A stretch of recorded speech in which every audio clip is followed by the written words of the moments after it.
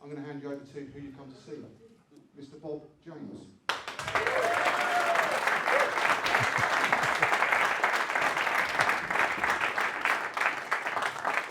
Am I turned on? Well, it's lovely. I feel like I've come to see half my friends. It's sort of a bit embarrassing, really. You come out here to sort of do a talk and all your mates turn up. And some new friends, which is even nicer. And it's also a bit nostalgic for me because, as probably most of you know, I lived in Charlton All Saints, I lived in Downton. Spent quite a lot of time in this neck of the woods. And at that time of my life, I had a great interest in my dogs as well. So a lot of my fishing I did obtain by working my dogs on some very famous estates. So there's always a way of getting into these places. And even as I drove down here from Somerset yesterday, I drove past 2 lakes. I can't believe there's still nobody fishing. Everybody thinks that everybody knows everything. No, you don't. I just think it's kind of sad that not enough people just get an Ordnance Survey map these days and go looking for ponds, which is what I've spent the last 50 years doing. So apart from, if you've got a good pair of dogs, you can get yourself on some good estates, go find them. I once did a thing like this with Terry Hearn. He's a lovely young guy. I really talked to him. He's a really good all-round fisherman. And we were sort of challenged, you know, what would you do if you had to catch a 30-pound carp? And I said, Terry, before you start, I know what you do. You go to somewhere like Yateley. You know, you walk around and there's probably 15 swims and there's 2 empty ones. So you'd have to go in one of those and you'd sit and fish for a week. I said, I'd probably spend 3 days on an Ordnance Survey map, finding a lake no one else had ever fished and catch one the next day. But that doesn't seem to be the way to do it now, does it? Anyway, enough of my ramblings. Really nice to come back to this neck of the woods. Still love it. Just too busy for me. I'm off to Herefordshire next. Even Somerset's become too busy for me. Plus my fishing's in Herefordshire might have something to do with it. And for those of you who were asking earlier, no, I don't have 2 flat coats anymore. They don't live for 30 years, sadly. But in fact, I've just ordered a nice big old-fashioned black Labrador. I've suddenly got my interest back in dogs. Perhaps something to do with the move. So that'll be nice. I'm looking forward to that. I have to say thanks to Chris Yates for coming and doing the warm-up.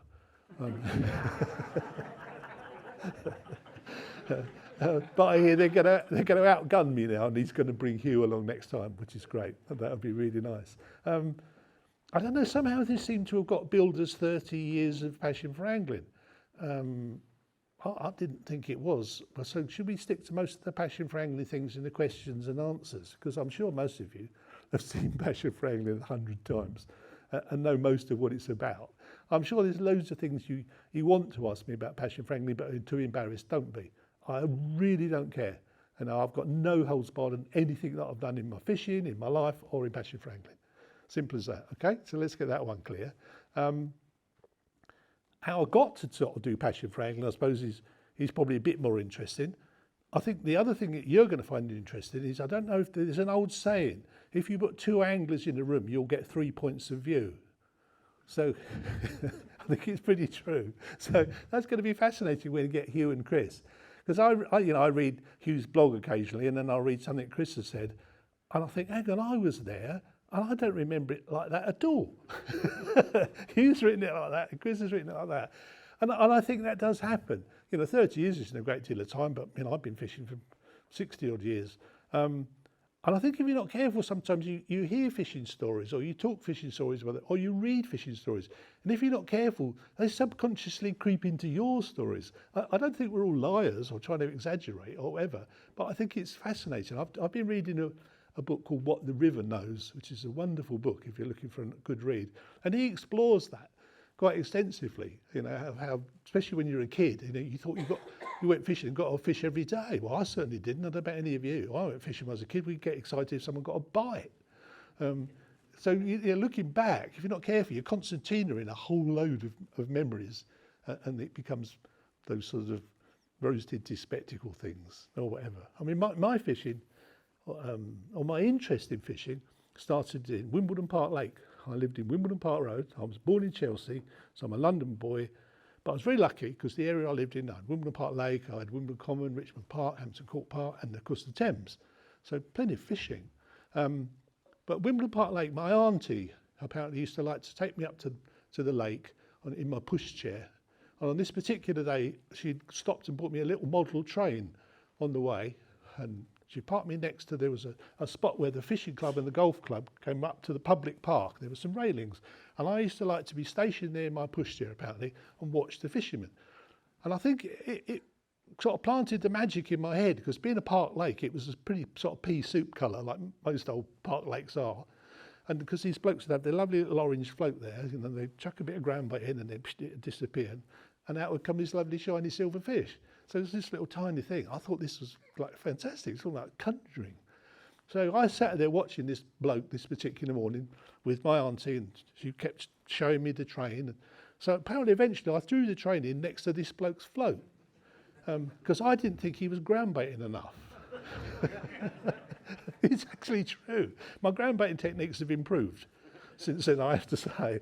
And I think that was what sort of just planted that whole thing of going fishing with me, because no one in my family fished. Quite frankly, no one in my family could quite understand why anybody would want to go fishing. So my parents used to sort of drop me off at places. We were in southwest London, so they'd go to Guildford and Farnham, so I'd fish a lot of those spots out around that area.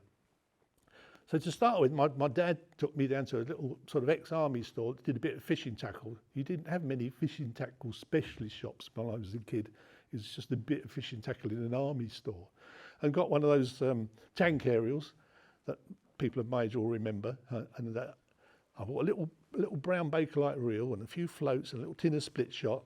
And he said, "Oh, do you want some line to go on that?" I said, yeah, of course I want some line. And he said, "Well, what breaking strain would you want?" I said, £44. You're way ahead of me, aren't you?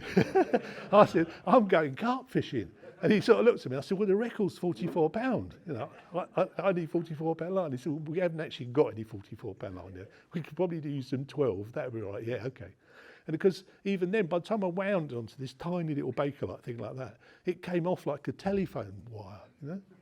So my dad dropped me off at Cut Mill Pond off the Hog's Back, and I kept getting this thing out in the lake, but it kept just coming back because of the memory in the line. And because as a kid, I couldn't work this out, could I? But eventually I started catching these little perch, because I unsuspectingly or unbeknownly, I was fishing sink and draw. I was chucking it out there and it was slowly coming back. But never mind, you kind of live and learn, don't you? And I just sort of bumbled along like that for years with my mum and dad just sort of taking me to places. And then I was very lucky because there's a chap called Harvey Ellingham who lived in the same street as me. He was the editor of our local newspaper. And he fished with a chap called Maurice Wigan, which some of you who study your books may have come across. So they said to me, "Well, if you pass your 11 plus, we'll take you carp fishing." Oh, I'm up for this. I think I got through my 11 plus by about 2 marks, but it didn't matter, I passed. So they took me to Cut Mill, which is where I'd started, to go carp fishing. And sure enough, you know, during the night, I caught an 8-pound 9-ounce carp, which was the biggest thing I'd ever seen. So again, now I'm really captured, aren't I? This is, you know, and as a slight aside, of course, Maurice Wigan wrote a book called The Passionate Angler, which is one of Chris and I's favourite fishing books. So I was trying to work out how we could call the fishing series. I said, we can't call it The Passionate Anglers. That's not going to go down, will it? Or maybe it would have gone down ever so well, I don't know. I mean, enough Northerners accused Chris and I of being shirt lifters at the end of the programme as it was. You know. So it kind of got sort of abbreviated round. In fact, I think it was Dave Ball who came up and said, "Well, why didn't you call it A Passion for Angling?" So we did. So it's quite sort of nice in a way how these things roll through your life if you let them, don't you? So I sort of stopped. That was the sort of start of it for me. And in fact, whilst on that subject, for some while, I had a little syndicate on the River Team at a place called Ashford Carbonell. I don't know if any of you have ever been there. It's gorgeous, up near Ludlow. And the farmer came over to me one day and he said, "Do you remember Mrs. Wigan?" And I said, "Morris's wife." And he said, "Yes." He said, "You know, Morris is dead. He's been dead some years." I said, "Yes." He said, "She still lives in the village and she'd really like to see you." So I said, "Well, that's lovely." So I went round and had a cup of tea with her, and I had one of those sort of tear-jerky moments that us blokes do, but we pretend we don't. Pretend we've got something in our eye or something, you know. Because she said, if Morris was still alive, he'd been so thrilled and flattered that you not only called the series A Passion for Angling, you know, after the book, but also because he'd have been so pleased with the whole attitude that you put across in the series, which was exactly the attitude Morris had towards his fishing. And I don't think it's particularly old-fashioned. I find it quite fascinating now that there's a lot of people, I think, there's a lot of people who collect old fishing tackle. That's great, it's lovely. But there's others that I think they're going to get a magic carpet ride back to the 50s by using old wooden rods and wearing old Macintoshes or something. That ain't going to happen. It's all in your head. It's your attitude and your morals and principles or whatever you want that lead what you do in your fishing. Not, you're not going to change that just by using old fishing tackle. There you go. If it turns you on, go for it. I've been quite lucky. I've fished with quite a lot of my angling heroes, some for the better, some for the worst, most for the better.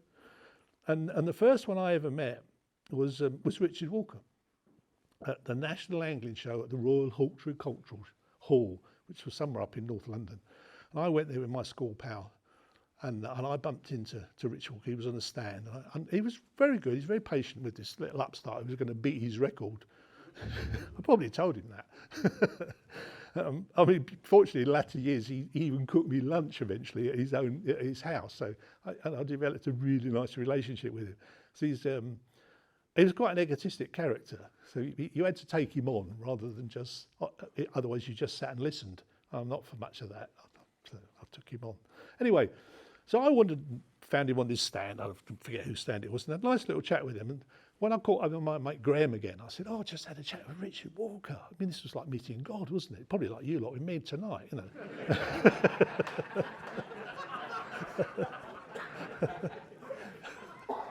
So he said, where is he? And I told him, and he came back, all disgruntled. I said, what's up? Oh, he said, I've tried to have a chat with him. He seems to be more interested in the redhead on the Irish Tourist Board stand. Yeah, that's Richard. That never changed. And then later on, as we were walking around, we came across Bernard Venables. Oh, well, this is going to be great, isn't it? So Graham tells me this story. He remembers it better than me. He said, you went up to me and said, Bernard Venables, lovely. Mr. Crabtree, really pleased to meet you. We're all grown up with your book and so on. He said, that's lovely. So he was a lovely chap. And I said to him, can you do the Wallace cast? And he said, no. I said, what? So it's in your book, but you can't do it? No. I said, you know anyone else who can do it? No. So why is it in the book? And he said, because someone told me that's how it's done. Now, for those of you, I doubt if there's anyone in the room who's not read Mr. Crabtree, is there?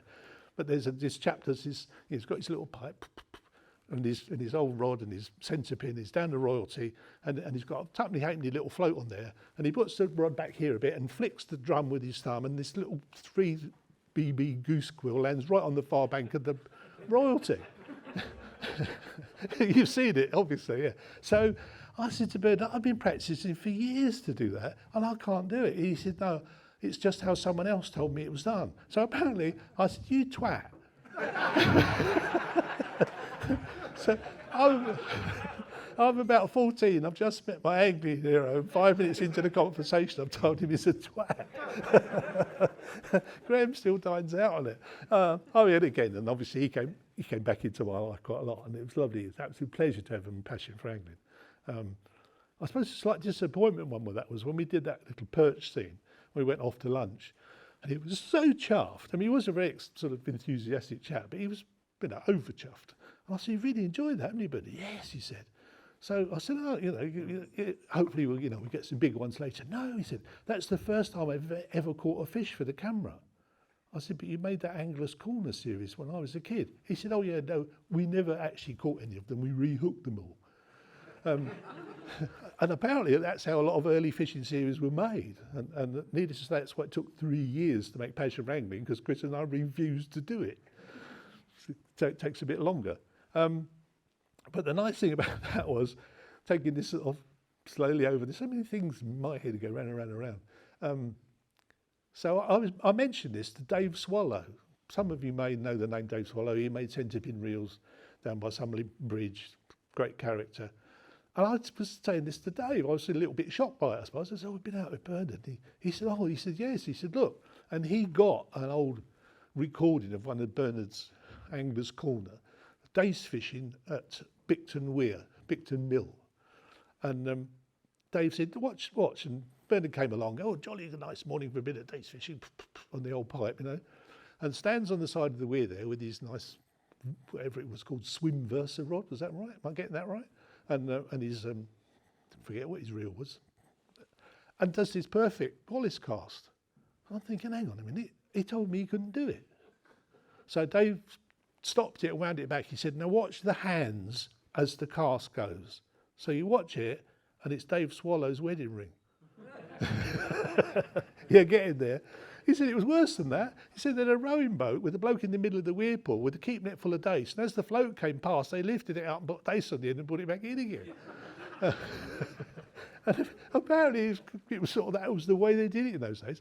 I suppose it was quite hard, you know, outdoor stuff and all the rest of it obviously was a lot harder in those days, even as it was still when we made Passion, because Passion was all made on film. It's dead easy for you now. You could all go out and make a television series because, you know, the DVDs, or not DVDs, video, it's so easy, isn't it? You just roll on. Whereas we had 20-minute rolls of film. And once you finished that 20-minute roll of film, it then had to go to London to have a rough copy made of it to come back for you to see whether you got what you wanted.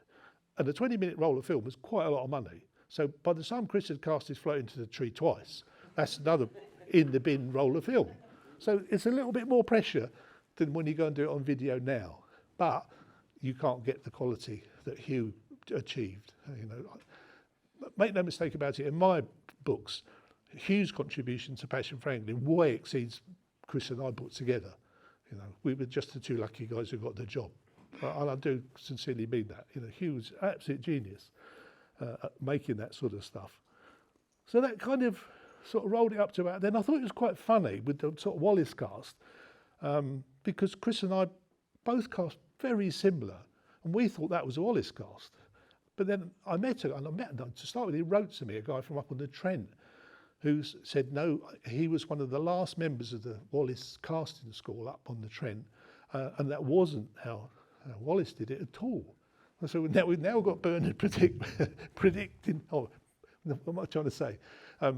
Showing how it was done and saying it couldn't be. I've now got a bloke up on the Trent coming to me and saying, no, it wasn't done like that. He reckoned Wallace cast Nottingham style, fingers full of line.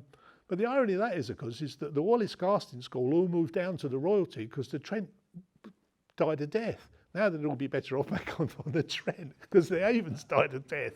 So it's funny, isn't it, how these things sort of go round and round. But going back to me, so yeah, there's me, no one else, on my bike, southwest London, trying to find some fish in. And quite early on, I started to fall between two stools, if that's the right question. That's not, perhaps that sounds a bit vulgar, doesn't it? But you know what I mean. Because I'd been very heavily influenced by BB and the Lights, Sharing and so on, still love all those old books. But then because you start reading Richard Walker, who thinks that you should go out and catch him, you don't sit there daydreaming about it, you know, you get on with the job. But I could never settle on places that I didn't like. And Pen Ponds in Richmond Park, they were all lovely. They were in London, they were really nice places. And a school friend and his dad were catching some big tench for those days, like 5-pounders. And you know, we couldn't catch them on about 2.5 pound in these little park lakes. Oh, come out, you can come fishing with us, it's day ticket. So I cycled all the way to near Staines from Wimbledon to a place called the Bugle Inn. And of course it was a gravel pit, as there are so many of them around that area of West London now. And I got there and I cycled round it, partly looking for them and partly to sort of suss it out. And I found them. And his dad said, oh, smashing in there, we've got your ticket, where are you going to fish? And I said, oh, I think I'll have another look round. And I went all the way around this gravel pit again, apart from the bit you couldn't get to where they're still working it, and there's piles of gravel. You can imagine, can't you? So I got back around and he said, where are you going to fish? I said, Hampton Court Park. He said, what, you're not going to fish here? I said, no, I don't want to fish here.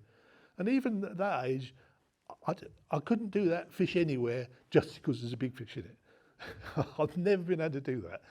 I hate to disillusion you, but if you think I'm a serious specimen hunter, I'm not. I like to catch big fish, but I like to catch fish, and I like to enjoy where I am. And that balance has to sort of exist. You know, there's certain members of this audience now who help me with that balance. Well, this young Les, look, what did I get? I got a gift from Lord Bamford at a bottle of port this evening. Eh? How good's that? It's usually the other way around, isn't it? There's a few people here very guilty of pouring so much red wine down me. I don't give a damn whether I'm fishing, let alone where I'm fishing. And I got the blame from poor old John Wilson's gout, because when John first used to come down, I was living in Chalton All Saints down on the Avon then, when he still had his little tackle shop up in Norwich. And that's how keen he was in those days. He'd close the shop and drive down and have a bottle of red wine with me. And the first time he came down, I went up to his room at 6 o'clock in the morning with a cup of tea, gone. He was already out on the river.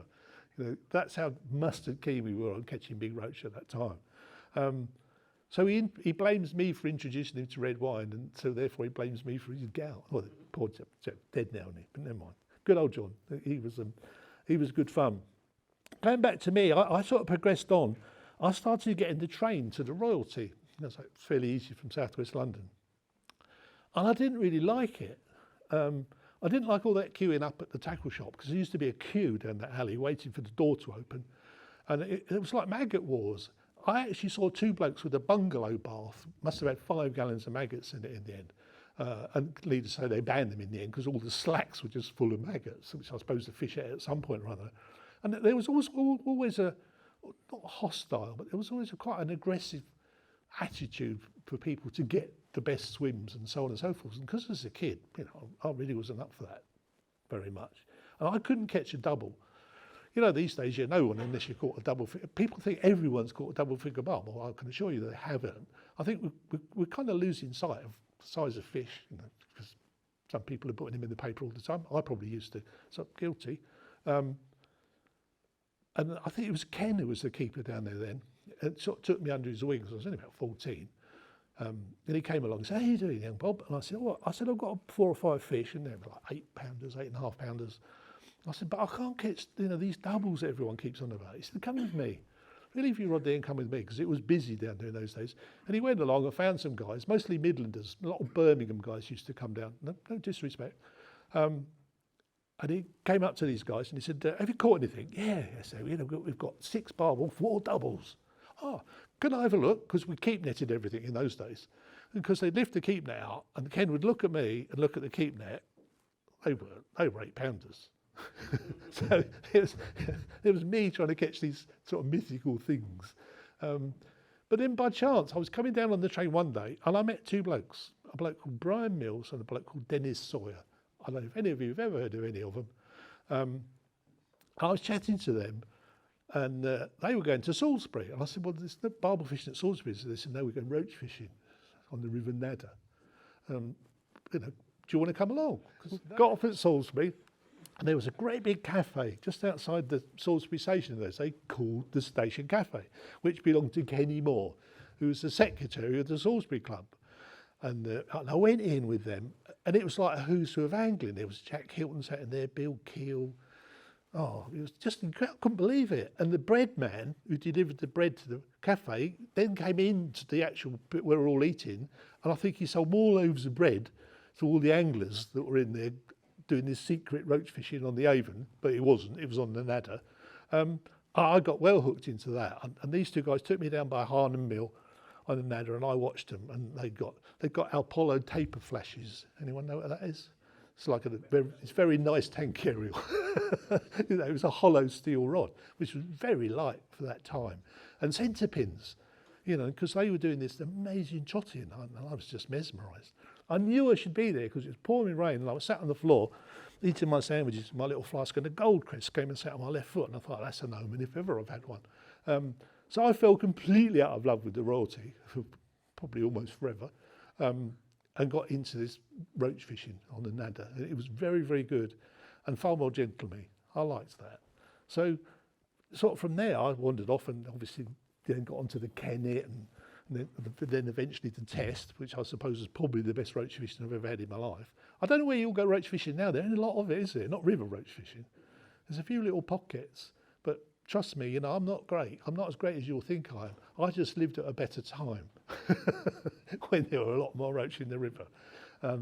It was a lesson that I learned in carp fishing. You know, when I first started going off to fish down in Kent, and I was struggling catching fish. I mean, going back to Wimbledon Park Lake, Chomley Pennell was written in a book somewhere that he caught an 18-pounder in Wimbledon Park Lake in 1911 or 1912, which was a big fish then.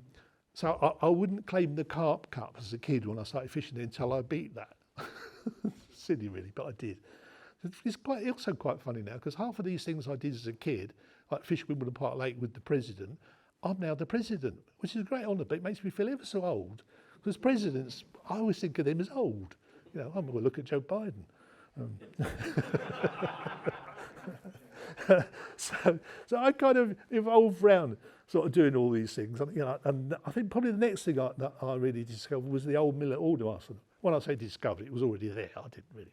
And it was wonderful that there was a couple in there. He'd been the head gardener on the Aldermaston estate. And they basically gave him that when he retired. And they split the estate up and sold most of it to the AWE.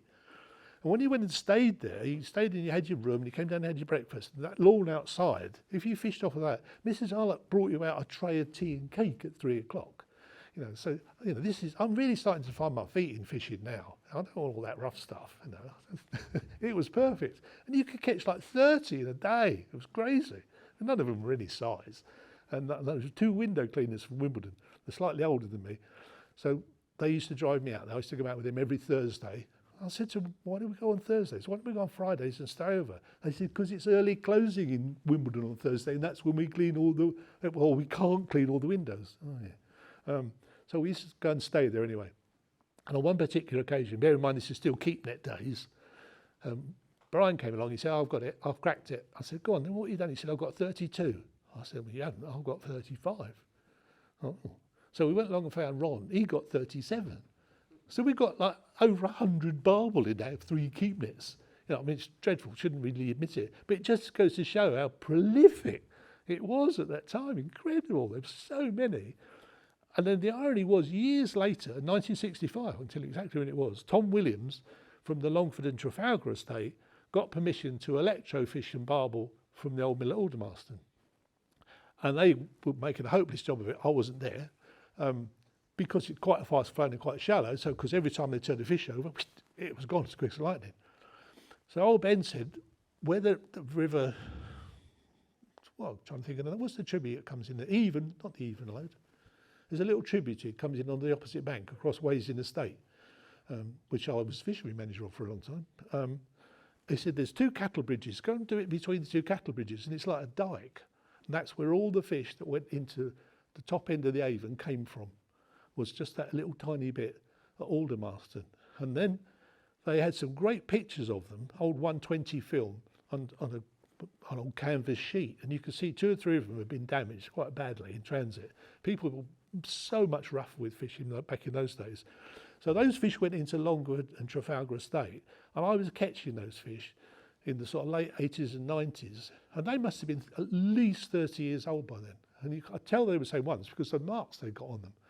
And I don't know how old they were when they came out of the Kenny. I mean, it must have been at least 5 or 6 years old. So they were probably getting on for 40 years old. And some of them would go sort of 10, 11 pound and then drop all the way back down to 9, even lower top 8s for a year or 2 and then go all the way back up again. It's incredible. You know, what we don't realise half the time, you know, everyone realises now how old carp live for. Actually, barbel, you know, given the right conditions, will live at least 30 years. So you know, I was quite sort of fascinated with all that. And I spent a lot of time on there. Interestingly, one question that no one ever answered for me when I lived there, I lived in Charlton All Saints, was that if you went and found a shoal of chub, a shoal of barbel on the Longford estate, there would be a lot of what we call school fish, 5 or 6 pounders, but there'd usually be 2 or 3 big fish with them. So, you know, along people would come, oh yeah, look at those. I'll chuck a bit of bait in there, I'll come back just as it's getting dark. I don't always all this getting dark thing. I find fish feed very well in the day, and I drink at night. It's much nicer than drinking in the day. So I used to watch these 3 bigger fish in this one particular shoal by the Trout Farm Bridge, and as it got dark, every night they went. Why does that happen? And I've seen it even happens up on the Wye. The bigger fish leave as it's getting dark, generally. And is it because they're bigger and they have to roam further to get more food, or did they learn to roam and that's why they've grown bigger? there's definitely a connotation there somewhere, because it just happens relentlessly on just about everywhere I've ever fished. But there you go, I'll leave you to chew that one over and make out what you, what you can out of it, really. The why came into my life, ironically, through carp fishing. I had a very good friend, Peter Smith, I still have, who took me to Landrindod Lake. Some of you will have heard of it. It was probably the only day ticket lake in the country that you could stood a reasonably good chance of getting a 20-pounder out of. Everyone was up there, even Yatesy and his brother Nick.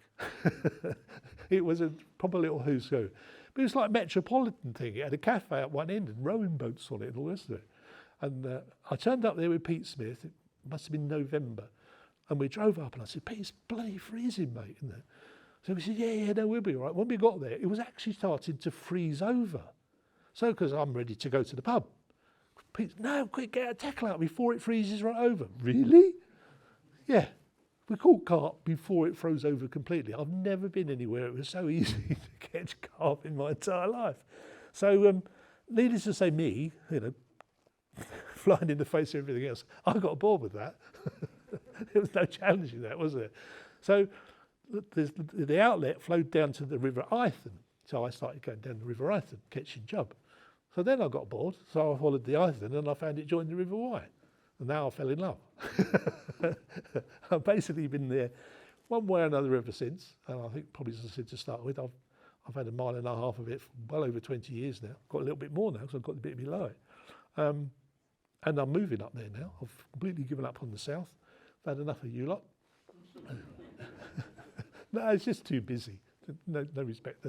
And ironically, for some reason, the fishing in the south seems to be gently sliding downhill, whereas so many of the sort of North Midland rivers and the northern rivers, they're just getting better and better. I don't know why. Something's it's been a sweet. It obviously happened before. So I said earlier, you know, the Trent was the Barble River Supreme. It went. And then the Avon was. Now it's back up to the Trent. As a slight aside, because I can tell you like asides, I'm full of asides. Do you remember when they scrapped the record Barble of 14 pounds 6 ounces because they decided to have a shake-up of all those things, you know, when they got all technical and not very nice? Well, a great friend of mine, a chap called Alma Tryon, who was Lord Tryon's brother, he was one of the people, there were 3 Barble at 14 pounds 6 and Alma was one of them. Now he caught that fish the first time he ever went Barble fishing and the last time he ever went Barble fishing, because his father used to salmon fish to royalty. And Alma, as a kid, was sat in the boat and they said, can I have a go? And they said, no, you're not big enough. So he said, well, what are those fish under the boat? And it was probably Hayter who was the keeper then. And he said, oh, they're Barble. And he said, well, can I fish for those? So they set him up a rod and he dangled it over the side of this and hooked one, which he eventually lost. So he said, well, can I have another go after lunchtime? So he had another go after lunchtime, and that was the record. I really liked him because he's even more jammy than me. That's the sort of thing I do. And then look up, as a non-religious person, I look up and go, really? What did I do to deserve that? Anyway, they threw poor old Alma's list off the British Record Fish Committee. And at that time, Len Arbery, a lovely friend of mine, gone, he was on the committee. So I rang him and I said, Len, why have you thrown Alma Tryon's Barble off the list? And he said, insufficient evidence, really. So I said, well, what sort of evidence do you want? He said, well, you know, the body of the fish would be perfect, wouldn't it? Or any sort of written evidence at the time, or witnesses, or, oh, okay. So I used to go and have lunch with Alma. He lived in a lovely thing called Kingfisher Mill, much further up the Avon from me. And I said, Alma, they've chucked your root. He said, I know. He said, it doesn't really matter, doesn't it? And I said, well, I think it's a bit of an insult to a really lovely old man. You know, they didn't even come and knock on your door and say, have you got any evidence? So poor old Len, who was he's a lovely guy, but he was out of his comfort zone in anything posher than the Wimpy. It's not uncruel, that's not cruel, is it? So I went and got Alma's brother, the Lord Tryon, and said, can we have lunch in the hall, in the main hall at one point? I want to bring a friend of mine up. And I explained the whole thing to him, and he smiled and he said, I know where you're going. So poor old Len, I said, put a tie on him, we're going to go meet Alma Tryon. So that's what we did. And we went to lunch, and because poor old Len's feeling a bit uncomfortable with this and all the rest of it. So when we'd finished lunch, I said, now, why are we here, Len? Can we have a chat about this record Barble? He went, yeah. I said, what do you want? the body of the fish? And he said, yeah. I said, well, if you'd like to go to the rod room, you'll find it's in there, set up by Cooper, one of the most beautifully set up fish I've ever seen, certainly the best barbel I've ever seen. So there's a letter from Hayter to say it weighed 14 pounds 6 ounces when it left the Royalty. There's a letter from the station master to say it was 14 pounds 6 ounces when they put it in a crate of ice to send to London. And there's a letter from Cooper to say it only lost 2 ounces in transit. How much more do you want? Poor old Len, that was cruel, wasn't it? We didn't bother to put it back on the list. It was just fun, bit of fun. I suppose I'll drift off to carp. I drifted back into carp fishing probably then, 70s. And it was Kent. Kent was the promised land. And as I think I've always tried to say a couple of times, you can drive yourself mad trying to improve your technique or find some rig you don't know about, some secret bait. It's not what it's about. It's fishing places that have got the fish you want in them. As I've decided, discovered way back in my fishing thing. And Kent was the first place that illustrated that. I was catching doubles left, right and centre, all sorts of places. And then I met a bloke called Mike Harris and a bloke called Bruce Ashby and a bloke called Roy Johnson. And we all started fishing down in Kent, in places where there were more 20s than doubles. And then strangely enough, you suddenly start catching 20s. And it was a promised land at the time, Kent. We did have some amazing fishing and some amazing times, really. And we eventually ended up fishing some fairly strange rigs because come the winter, we still didn't carp fish in those days. We started to, because Mike and Bruce had caught 2020s one season, which at the time just sort of blew everyone out of the water. So then I joined them, and we well exceeded that in the first season, at least because there were 3 of us apart from anything else. But the last week of the season, or the last 3 days of the season, we were fishing, and we woke up and it was just white. Everything was white. And Mike just said, I've had enough of this. This is bonkers. And Bruce said, no, mate, we've got to carry on fishing because when we go to the NASG meter, everyone will want to know how many 20s we've caught. Mike said, yeah, you're right. I'm not fishing for me, am I? I'm fishing for what everyone else expects me to catch now. I've sort of set myself up. I'm going home. He never went carp fishing again. But he used to come roach fishing with me down on the Kennet. And we had some very nice times. And Bruce eventually couldn't, I probably got fed up sitting on the carp lake in Kent in the freezing cold on his own. Oh, I'll come roach fishing with you guys. Yeah, sure you can. And interestingly, the first time he came, and I showed him how to set up just a simple paternoster rig and put a bit of flake on it, he said, you're not covering the hook. I said, no, I'll fold the flake around the back of the hook so the point's sticking out. Oh. And he was a good angler, he's made no mistakes. And next time we were down in Kent, he said, why do we cover the hook with the bait when we go carp fishing, when you don't do it when you go roach fishing? Why do you leave the hook sticking out when you're roach fishing? I said, because they basically hook themselves, really. Rod goes round, but they're on, really. Why don't we try? So we started fishing hook out. Boilies were around by then, or homemade boilies. So we started fishing hook out and started catching a lot more fish. But you still had that thing. You've all seen pictures of people carp fishing in those days. We used to stick a needle in the ground with a little foil thing around it so the wind didn't blow it around. So when you got to take, the foil went up and came off the end of the needle and you struck. But you could sit there so many times and that little bit of foil would sit there and it'd go, and it'd get right to the top of the needle and just tilt and stop.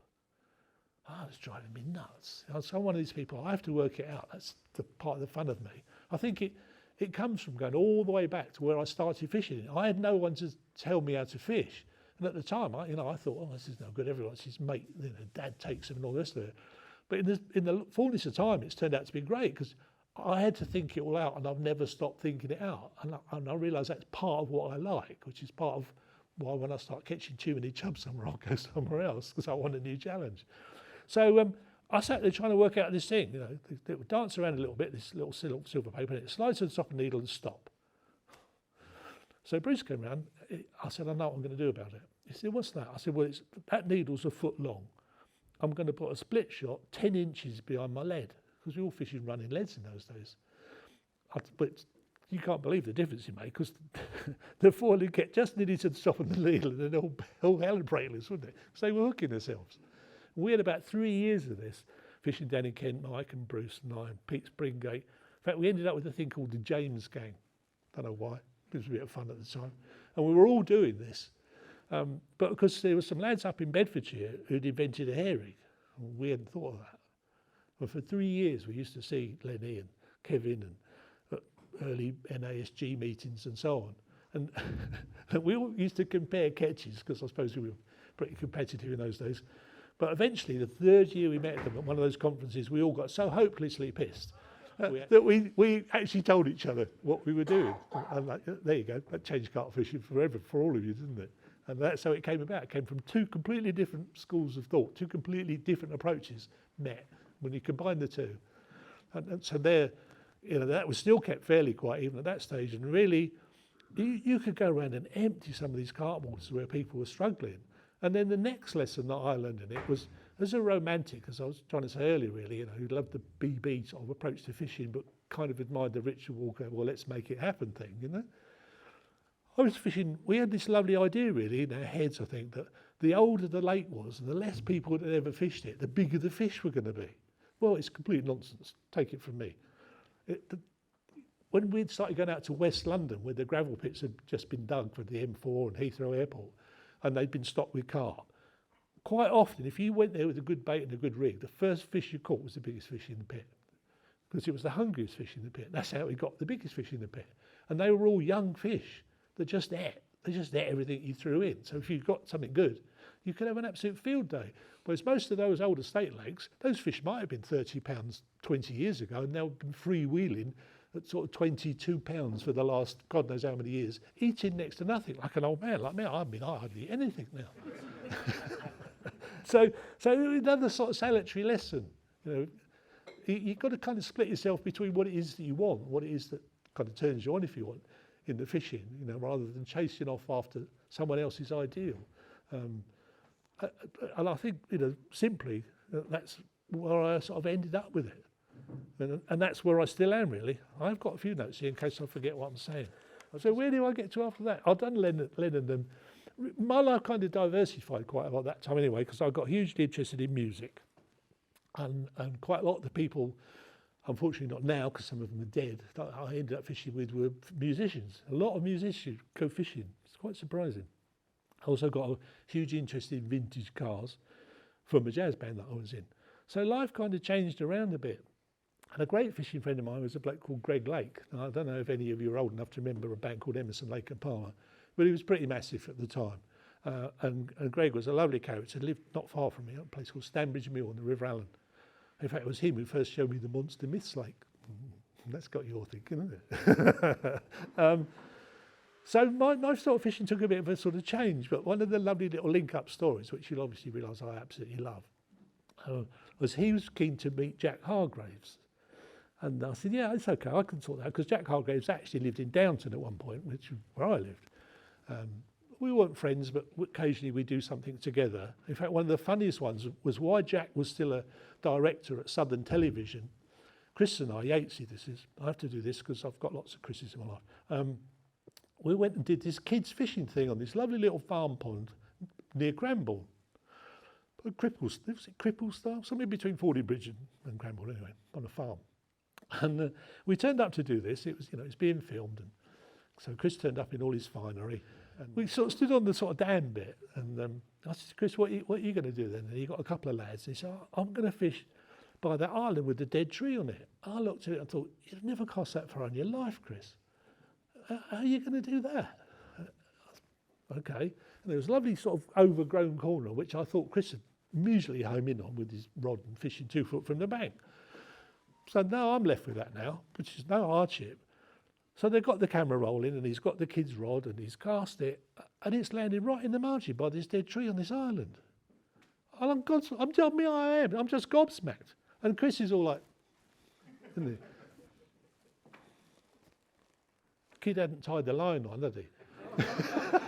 That's why it went so far, because he only had 25 yards of line, and it was on its own from there, wasn't it? Anyway, it was good. Actually, the day ended badly, because I had a beautiful 4.5-inch aerial reel that I bought off of Fred Buller, another great name from back in the past now, sadly. It really was my favourite reel at the time. And it started to rain.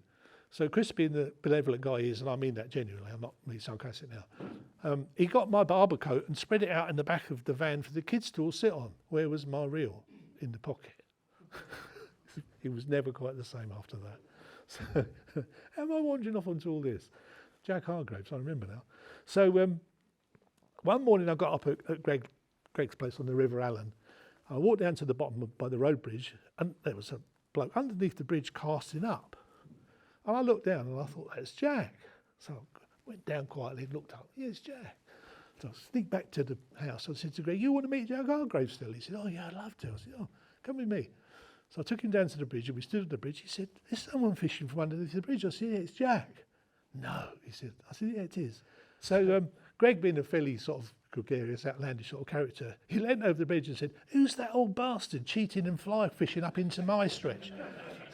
So, because poor old Jack stuck his head out from underneath the bridge, looking up all embarrassed, and saw me, and he went, that's you. You just sorted that, didn't you? You just made that happen. And they became great mates. Unfortunately, Chris never met Jack. They were both keen to meet each other, and Jack died the week before Chris was going to meet Jack. So, a bit sad. A lot of the other sort of angling heroes, I suppose, that you read about but don't know anything about. BV was one of my favourites, part of the fact I just adore the stuff that he wrote. And Chris and I eventually got to meet him at his house and had lunch up there. But he was such a lovely old guy. So I arranged to take him tench fishing because it was already getting to that stage where just about every decent looking bit of still water had too many carp in it. So we were going to go tench fishing at dawn for some reason. I think that was his idea. It certainly wouldn't have been mine. And I said, are you going to set your alarm clock? And he said, no. It's going to be really exciting going to do this tomorrow with you. I won't need an alarm clock. I said, how old are you, 84? And you still get that excited about going off to do a bit of tench fishing tomorrow. You don't need an alarm clock. I mean, that's great, isn't it? I love that sort of stuff. And he used to say we went off and did our tench fishing. I don't know, who else do you want to know about? I don't know. Been fishing with loads of guys. You can see why I didn't want to just sit here and talk about passion wrangling. I haven't even got to that yet. I mean, that came about, if it's of interest, because Hugh was making a programme on Longford Estate called Tom's River, which if you've never come across, you should definitely sort out. It's lovely, it's wonderful. The irony of it was that the NRA, which is pre-EA, had just spent a load of money on a boat with great big long booms out, with electrodes all the way along it. Electrodes all the way along it, to survey the Avon, because everyone was already complaining that the decline of the river. And they went through the whole of a bit of the Longford Estate by poor old Tom's cottage and caught virtually nothing. And a lot of people thought Tom was a bit of a bull in the china shop, but I rather liked the guy. When they'd finished, he just stood there and he went, how much did you spend on that machine? And they went, oh, it was 132 grand, or it was. And he said, do you know, if you bought Bob a pint of maggots, he'd have got you more bloody fish than that. So it was lovely. He believed in me. And Hugh was, at that point, making Tom's River. And he tried making the thing that looks a bit like a sort of glass coffin at one point. He was like putting in the shallows and then lying in it, trying to sort of do underwater filming, because, again, it was all film, great big thing. You know, I mean, Hans and Lottie Hass probably had some clever underwater stuff, but poor old Hugh didn't. And we ended up taking a carrier off the river, which we could shut off top and bottom. We dug out an area, so if that's the carrier, excuse me, how do I do this? I'm not allowed to do that, is that all right? It's quite nice. That's the carrier. So we dug out an area next to the carrier like that and put a shop window in there. And then put a roof over this bit we dug out, so you could now sit in there in pitch black, so the fish couldn't see you. And all the light was the natural light coming down through the water. So it worked great. And my job was to keep changing it. My job was to make it a barbel swim for 2 weeks while you filmed barbel. So you drained it all out and put some ranunculus in. They only have 3 feet of water going quite fast. One of the most interesting ones is the perch sequence in it, if you sort it out. Because you had to slow it down 10 times for you to be able to see the take. You can't even see it, it's so fast. And perch don't go up and do that. Perch go, and they suck it. And it goes from there to there, so fast you can't see it. And it's with that huge, great prehensile mouth they've got. So that's how I met Hugh, because Tom had said, Mike Trowbridge was the keeper by then, if you want someone to show you where the fish are or catch you the fish, ask Bob. So, and he'd already, I think he'd had some correspondence with Chris, because his wife Sue had rung me and said, you're the bloke who does the fishing with Hugh, aren't you? And I said, yeah, yeah. So he said, I want to buy him a couple of fishing things for Christmas. You got any ideas? And I said, yeah, I know what he wants. He wants this particular centipede, Dave Swallow centipede. And I said, get him a copy of Passion for Angling by Chris Yates. I said, it's got to be one of the greatest modern angling books, and still is, and of all time. I think he'll love it. So I rang them up on Boxing Day, and Sue answered the phone. I said, how are you? You doing all right? Oh, he loved it, really. Said. I said, what about the book? That book? I said, yeah, what's wrong with it? Nothing is still in it. So I think the family were all sitting around and he was disappeared into it. So he said, how well do you know Chris? I said, well, we go fishing quite often. So he said, I want to make a television. That's when the first time he ever made any indication to me. He said, I want to make a television program because I don't think anyone has really touched the heart of why we do it. You know, so do you think Chris would be the other guy to do it with? I said, yeah, great by me. And that's really as simple as that. That's how it came about. It then had a completely different thing, because the irony was, after doing that work with Hugh, with all that underwater photography, Chris and I both said, no underwater photography. Absolutely none. And Hugh said, but. We said, no. You know, the whole magic is that other world. It's another world. It's not our world. You know, breaking that magic for us would just spoil it all. We haven't got a drone or a bait boat or any of those things. I don't think they existed then. I'm being silly now. So it was quite funny. You know, to start with, there was Chris and I doing this romantic thing, and I think, interestingly, when you see so many people go, you know, why didn't you do it again? Well, we weren't up for doing it again. It was a statement. We thought fishing was getting bad publicity at the time.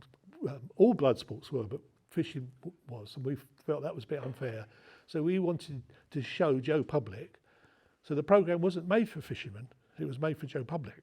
I'm glad you fishermen enjoyed it, but we would never have got the message across if we'd sold it to every fisherman in the country. You know, we got 30 million viewers. There's no way there's 30 million anglers in the country. So we cut anything that got a label on was cut off. And you don't even consciously see that. But now, everything you see in the fishing video, the badge is almost as big as the angler's face. And that just spoils it. You don't realise it spoils it. And I'll give you, some of you might already know this, but I'll give you a little tip that we learned while we were making Passion for Angling.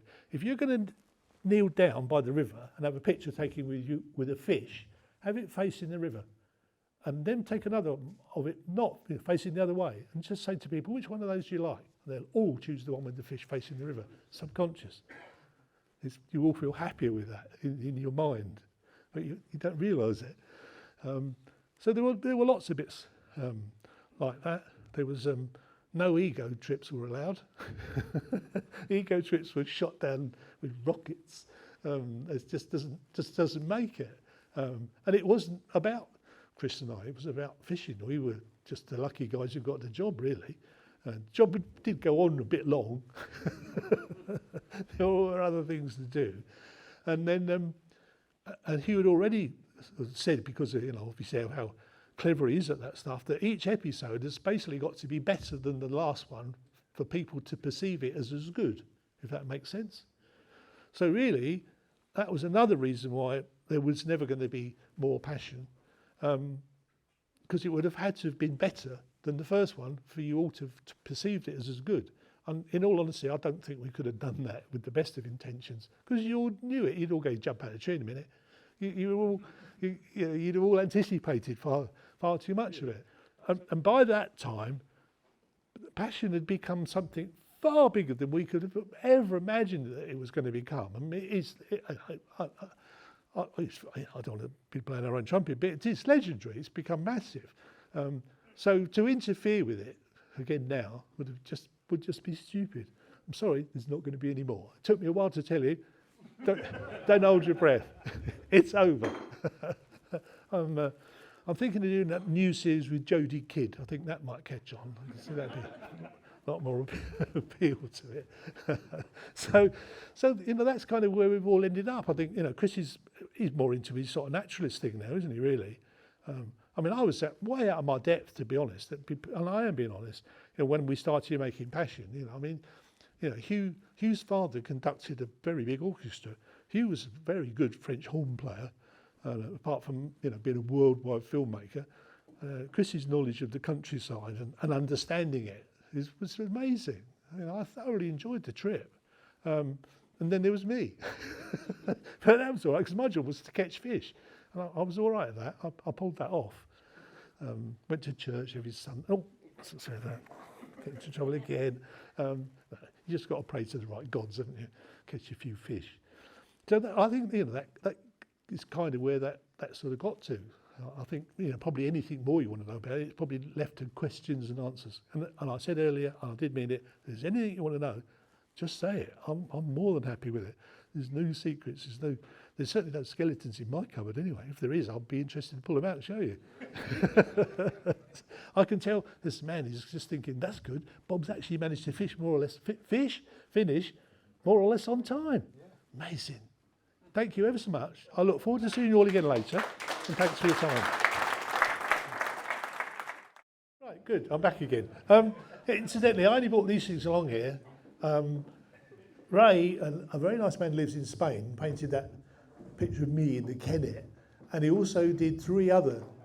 He took them out of Passion for Angling book. He asked us.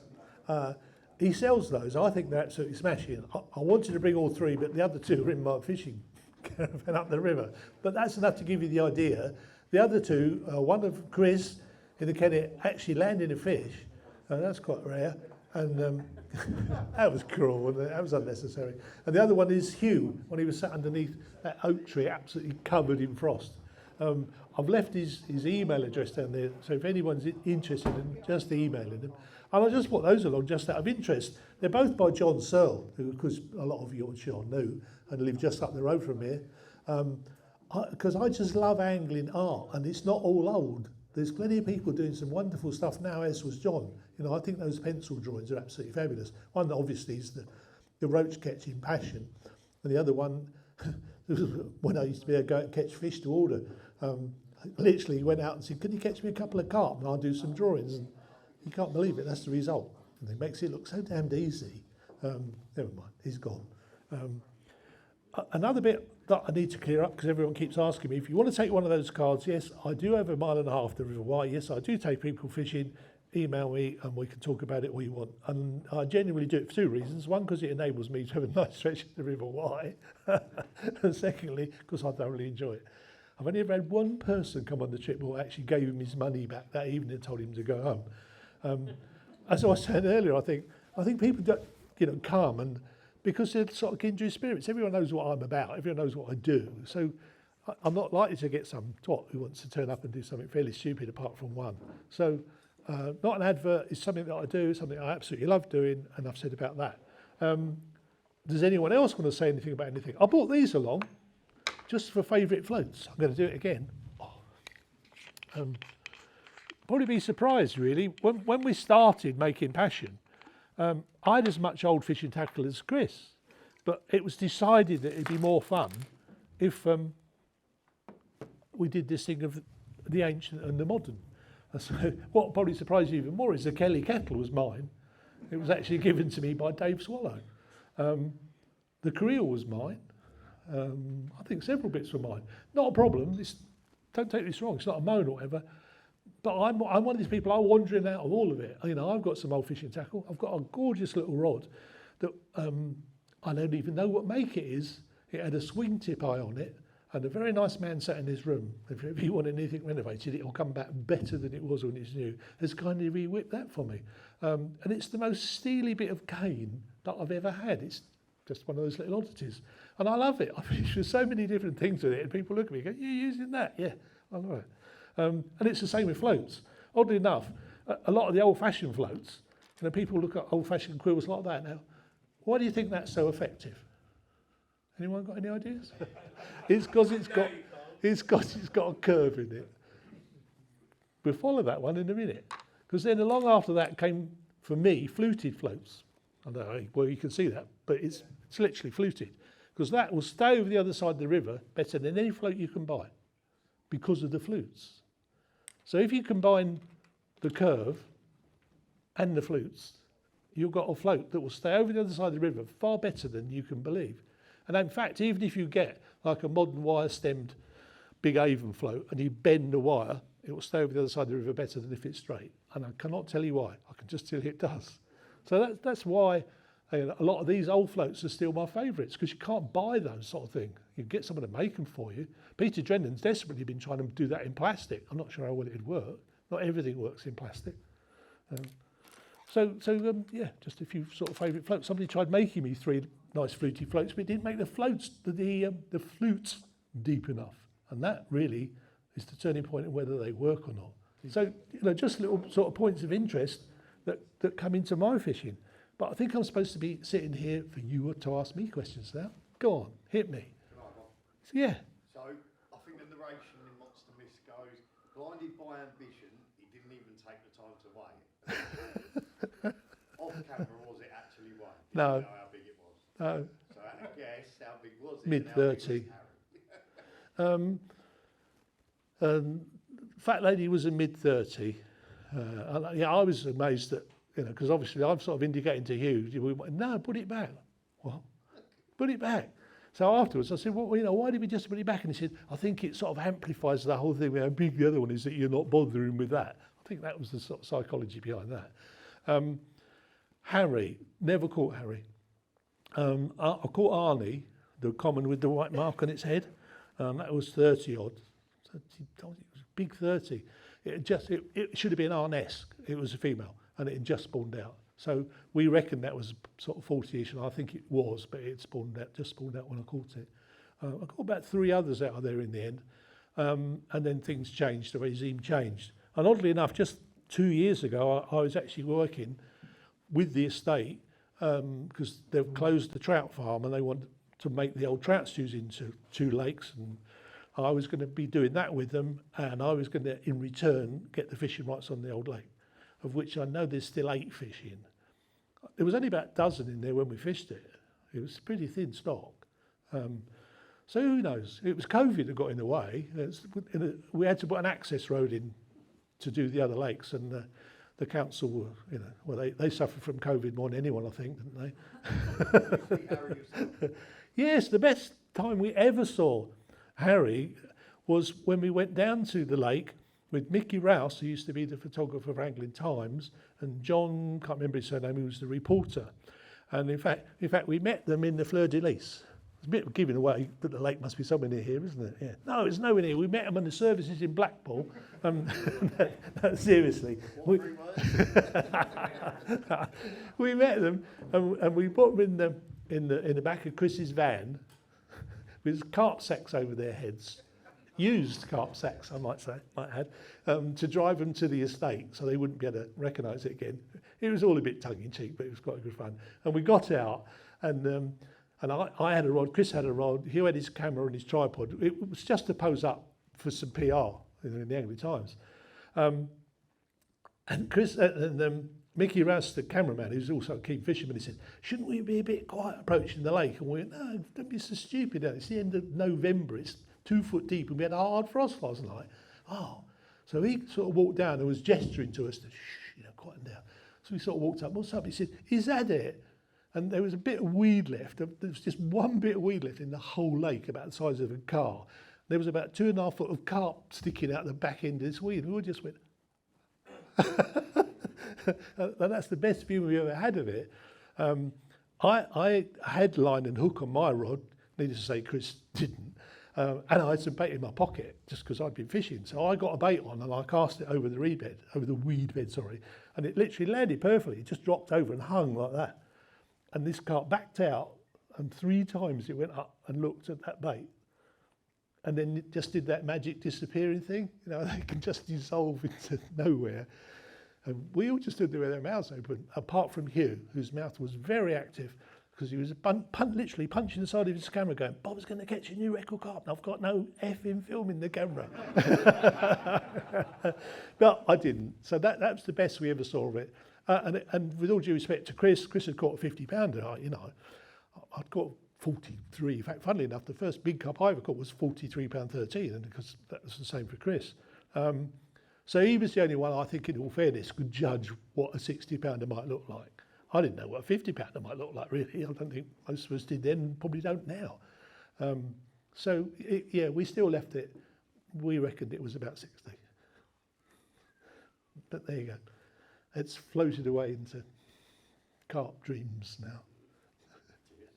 Anyone else? Come on, there must be loads. Don't be shy. You know. I'll own up to it, whatever it was. Please. Chatting to another chap tonight, not about fishing, but the walk to a fishing venue. Yeah. What's your favourite walk to a fishing venue? My favourite walk Yeah. to a fishing venue? I don't walk to fishing venues. Like through down to School Bridge, something like that. I think mine used to be walking past the ice rink on the Thames at Richmond, because you used to get a lot of really nice birds going in there. Ice skating. Go on, sir. Out of all the people that you've been fishing with, Yeah. if I go fishing, I tend to go on my own because I can go home when I want. But out of all the people that you've been fishing with, who's your favourite fisher friend? When I lived in Barnes, I took Diana Rigg fishing. That went well. I happened to, her mother actually lived opposite me when I lived in Barnes, but obviously Diana used to come around and see her mother.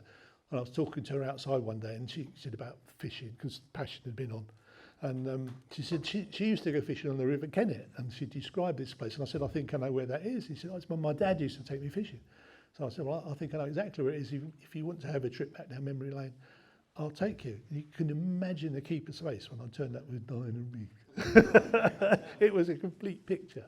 I think the other one's just as funny. I had a friend of mine who's absolutely nuts about Jodie Kidd. So I got her to come fishing with me through some other thing, and she was in my bivvy, we were carp fishing, and as he came down the bank, he went, hello Bob, how are you doing? And she poked her head out and said, he's busy at the moment. and I should have photographed the expression on Russ's face, because I think he wanted to kill me. I don't know, otherwise it's been quite diverse with me. Who's the favourite one? I don't know. I thoroughly enjoy going fishing. I thoroughly enjoy going fishing with the likes of Dave Stewart. Anyway, I'll pick that one out. I love that guy. And he worked, well, he owned the fishing tackle shop in the end over in Twickenham, was it, or Richmond? But the interesting bit is, you know how he got in there in the first place? He crashed his bike outside. So they came out and picked him up and nursed him and took him in and made him a cup of tea. And that's how he got his introduction to the guys in the shop, which he ended up owning. I just love Dave's approach to fishing, because it's rather like mine, you know. Well, this is what I got for bait. Well, no, you should have had this. Well, it's tough. I've got this. I'm going to catch some fish. What's the problem? That's Dave, isn't it? That's me. You can make too much out of it all. I remember going to do a barbel feature with Fred Crouch, who'd just written a book called Understanding Barbel. And I rather cruelly said to Fred, they'd have to be understanding for you to catch them.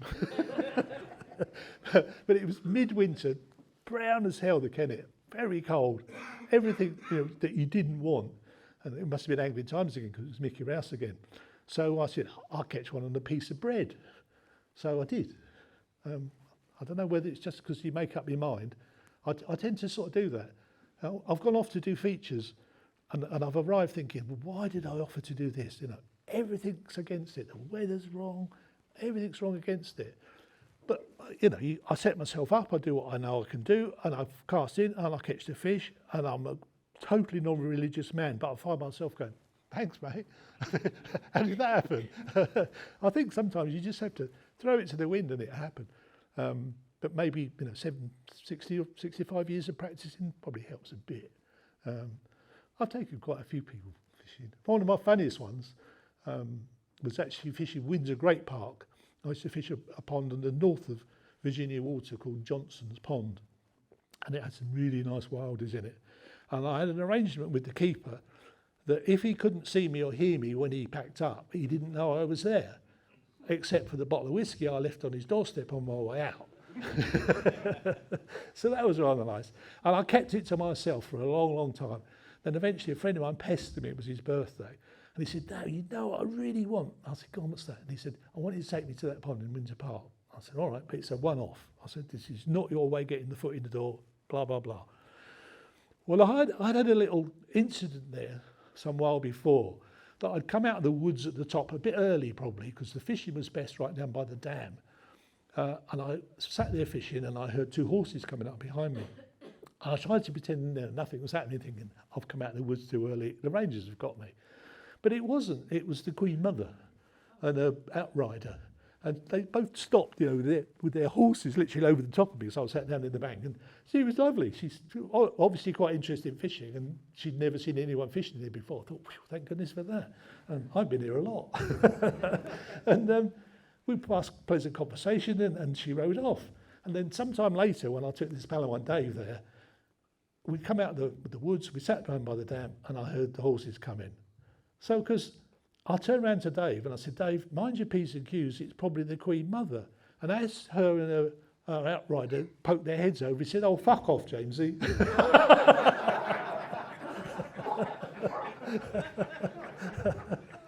And she was really good about it. She said, oh, your friend's not quite as polite as you, is he? And I thought he was going to explode. You know when someone blushes and the red goes up, it looked like it was going to go poof. Yeah, I'll never forget that one. That was quite funny. I don't know where else you could get to that. I could go on all night about people I fish with, I guess. But there's some of the nicest ones. I fished with quite a lot of sportsmen. I've quite enjoyed that. I bumped into quite a lot of sportsmen through fishing. And one that always amuses me, and it wasn't really fishing. I was going off to do a fishing show in Holland, at Wismar. And I was sat at Heathrow Airport, get my flight to Schiphol, and this chap walked past and smiled at me, and I sort of smiled back. And he got his cases, and he came back without his cases, smiled all over, and he said, do you fancy a drink? And I thought, hang on, my luck's in here. No, I'm not allowed to say that. I had no idea who this bloke was, but I knew him. And I could tell by his body language he was the same.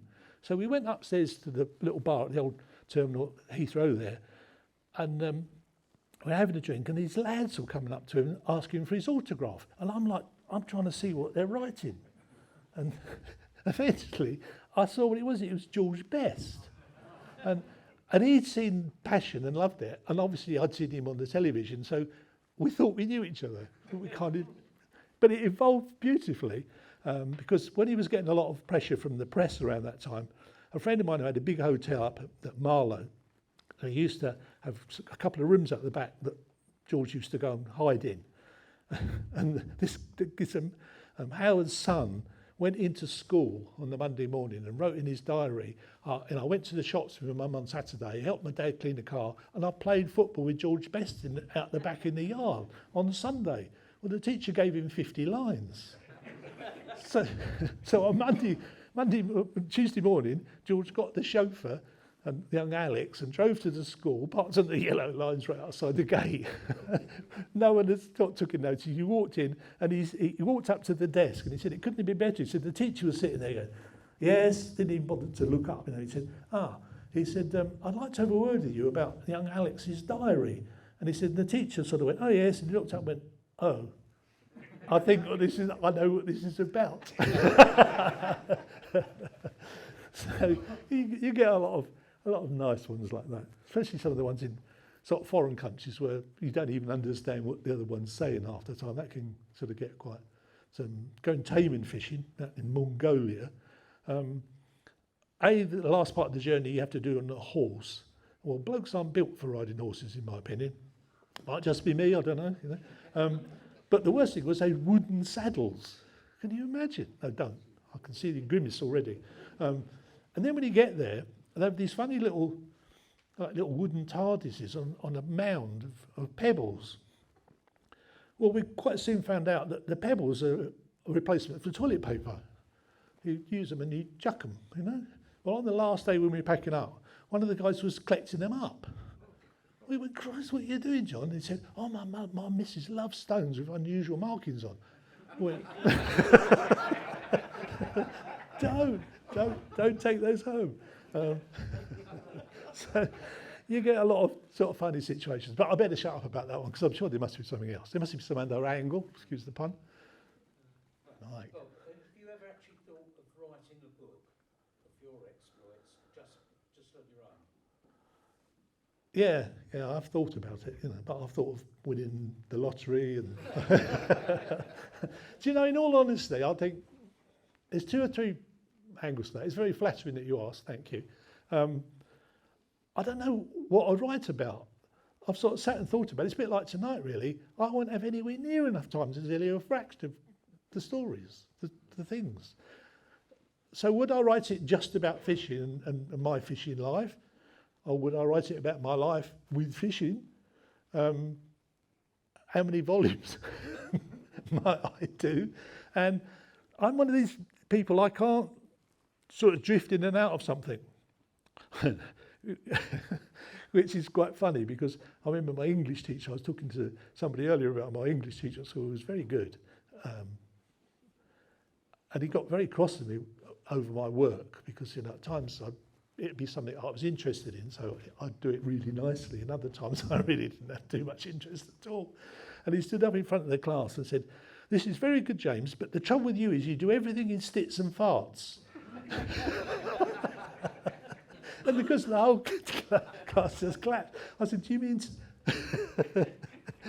fits and starts, sir? What did I say then? You said stits and farts." Anyway, sorry. And I can't do that. If we're at home and Jane wants something nice to be sent to somebody's perhaps had a problem or whatever, she'll always get me to write it, because she said I'd do nicer words. But it might take me half an hour to do it, whereas if she did it, it'd take her 2 minutes, but she wouldn't be happy with it. And I think that's one of the problems with me. If I wrote something, I'd have to go away. I'd have to go and stick myself in a cottage in the middle of nowhere, because if I kept getting disturbed, I would just lose the plot. Not wishing to go for a sympathy vote, but I had a kidney transplant some years ago, and my memory's not been so good since that. And I'm old, so my memory's not as good as it should be. It's only when I'm talking half the time like this that things come back into my mind. So it's very difficult to know how you'd actually sit down how I'd sit down and try and put it together. Some people said, "Oh, you get a ghostwriter," but then I'm not sure that would have, I don't know, the humour or whatever you call, my approach to it. So it's interesting, and I almost feel I should, and I have been offered quite a bit of money to do it now. I just, it's hard, it's not really me. I just want to go fishing again. I don't really want to sit down and write about what I've done. I'm a bit selfish or whatever. But thank you. Yeah, you obviously consider I should. I assume that. Thank you. Perhaps too much like her, but it might happen. Go on. You touched on Mongolia, but is there any fish outside of Britain that sort of has your heart in a way? What time is it?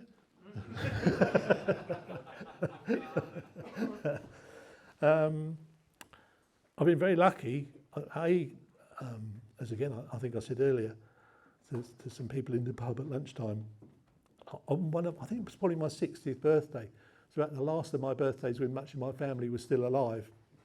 And my mother said, "Oh, he's done all right, but he's never had a proper job." That's me.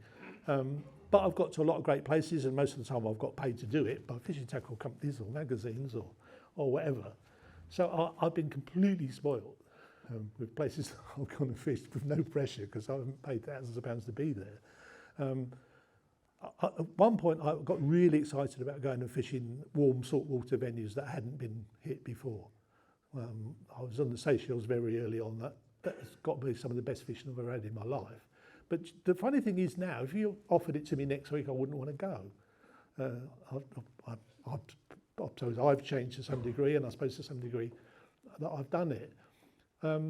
Richard Walker and John Wilson, I've heard him be asked a similar question to this, and their answers were almost identical to mine. I think it's probably the simplest way I can explain this one, is if you were stuck, you could only fish one fish, one method, blah, blah, blah, what would you do? And all three of us will tell you that we'd have a nice trotting rod, a centre pin reel, a loaf of bread, and we'd go roach fishing. And I always come back to that. I have periods where I get really stuck into something other else, but I always end up back down the river with a loaf of bread and a pin and go roach fishing. I think because it's a style of fishing that is still an art. You can't, when I say cheat, that sounds wrong. There's no shortcuts. A herring won't make any difference. It won't improve your catch or whatever. Whereas an awful lot of other fishing now, there's a lot of technically fancy things you can do to shorten the odds. You can't do it with catching true roach out of a river. You've got to be good at it. Simple as that. And that's why I still love that. It's in fact as near an answer as I could give you, I think. Go on. So did you have a favourite episode or a favourite part to filming Passion for Anglers? You seen those other films I made? I didn't know they'd gone on general release. They told me it was for private. You know. Yeah. Basically with Passion, you mean? Yes, yeah. I don't know, I've never actually thought about that. But I guess having never caught more than 7 2-pound roach in a day before, catching 10 2-pound roach in a day's got to probably clinch it really. I've had 5 2s out of the Kennet and the Avon several times. I had 7 2s out of the Kennet once. But that kind of superseded it. 13 roach and 10 of them were 2s. Half of them were nearly 3. So I think I've probably got to stick with that one. There's a few other bits of filming that I've done. I went and did some filming in America, and I quite enjoyed that because they obviously wanted me to do it because outrageous. No, I'm not outrageous. I'm just off the wall. And part of it was for a lure company, Rapala. So I went to the factory because I was working for them and got a load of lures at the stage where they looked like lures. They had no hooks on and no eyes put on them. And I put them all in a carrier bag because one of the things they wanted me to do was to go trolling, as in with downriggers on a hugely deep lake. Well, I just think that is so boring. I honestly think I'd sooner empty the bin. But there we are. We did. It was one of the various things that we did. So I waited my time and we're plodding up and down this lake. It was freezing cold. Nothing's happening. So I said to them, I'm a bit surprised with you Yanks, that you don't start baiting up. I'm normally when I see you start chumming up. They went, well, how can you chum up? We're fishing 60 foot down. And I said, well, of course you can. So I got this bag of half-finished lures and I stood in the back of the boat throwing handfuls off the back of the boat, you see. Well, the cameraman completely lost it because he just had tears running down his face. And then you just have to be lucky playing this game. My rod went. At which point, everybody lost it. So I've had some great sort of moments like that, which I think probably mean more to me than the actual catches as such, really. Just when things go right or very funny or whatever. When my fishing's very different in a way now. I'm sure one of the things you'd least, well, one or two people who know me wouldn't, but I fish a lot with Chris Tarrant. He's been a friend of mine for a very long time. He's a lovely man. And we have a tradition that every night when we go and rent a French carp lake, which is usually our wish, we go to one end of the lake or the other, reel in, and we sit there with quite a large ghetto blaster and a bottle of wine that he's chosen and a bottle of wine that I've chosen, and we play Comfortably Numb by David Gilmour, fucking loud. And people come round going, what the hell's going on? They come round, oh, it's you, Bob. Yeah, this is what I do when it's getting dark. It's become like a ritual, and I like it. I've lost it completely, but I'm happy. And that's kind of where it's got to with me. I don't know what to expect next, and it's me that's doing it. So I think at that point I can see a man moving. Look, he's going to come and take this away, isn't he?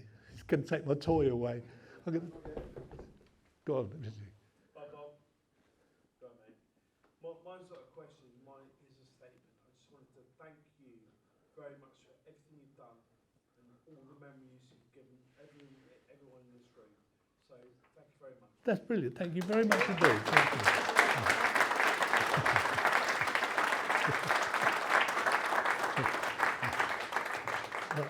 I can't follow that, can I? Thank you.